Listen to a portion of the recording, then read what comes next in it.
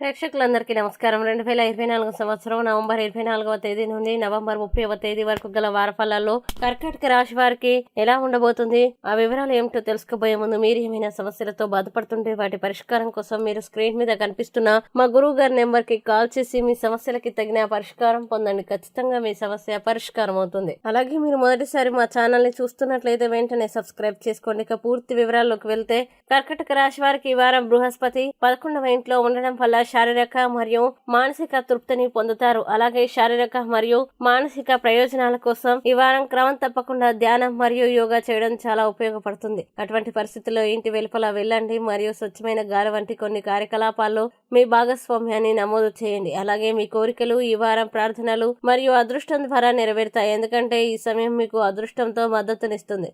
దీని కారణంగా మీ మునుపటి రోజు కష్టపడి కూడా ఫలితం ఉంటుంది. ఈ వారం మీరు తీసుకున్న రుణాలు చెల్లించడంలో విజయవంతమవుతారు. అలాగే ఈ వారం కుటుంబ సభ్యులకి సరదాగా ఉంటుంది. ఇంటి వాతావరణాన్ని తేలిగ్గా మరియు ఆహ్లాదకరంగా మార్చడానికి మీకు సహాయపడుతుంది. దీంతో వారం చివరి భాగంలో అకస్మాత్తుగా సుదూర బంధువు నుండి ఏదైనా శుభవార్త మొత్తం కుటుంబానికి ఆనందాన్ని ఇస్తుంది. ఇంకా మీ కెరీర్ లో ముందుకు సాగడానికి మీకు పని కొరత లేని రోజుల్లో ఈ వారం ఒకటే అవుతుంది. అయితే ఇది ఉన్నప్పటికీ మీరు మీ ఆలోచనల్ని మరియు ప్రణాళికల్ని కార్యాలయంలో మీరు కోరుకున్నట్లుగా ఉంచలేరు. దీని ద్వారా కొంత నిరాశ భావన మీలో కనిపిస్తుంది. అలాగే ఈ వారం అంతా రాశి చక్రంలో అనేక గ్రహాల ఉనికి మరియు ప్రభావం మీ కృషికి అనుగుణంగా ఫలితాలు లభిస్తాయి. అటువంటి పరిస్థితుల్లో కష్టపడి పనిచేయండి మరియు అవసరమైతే మీ ఉపాధ్యాయుల సహాయం తీసుకోండి. అలాగే మీకు లేదా మీ భాగస్వామికి కొంత శారీరక గాయంతో బాధపడే అవకాశం ఉంది. ఈ కారణంగా మీరు మానసికంగా ఒత్తిడికి గురవుతారు. కాబట్టి ఒకరినొకరు జాగ్రత్తగా చూసుకోండి మరియు అజాగ్రత్తగా మారకండి. ముఖ్యంగా డ్రైవింగ్ చేసేటప్పుడు చాలా జాగ్రత్తగా ఉండండి.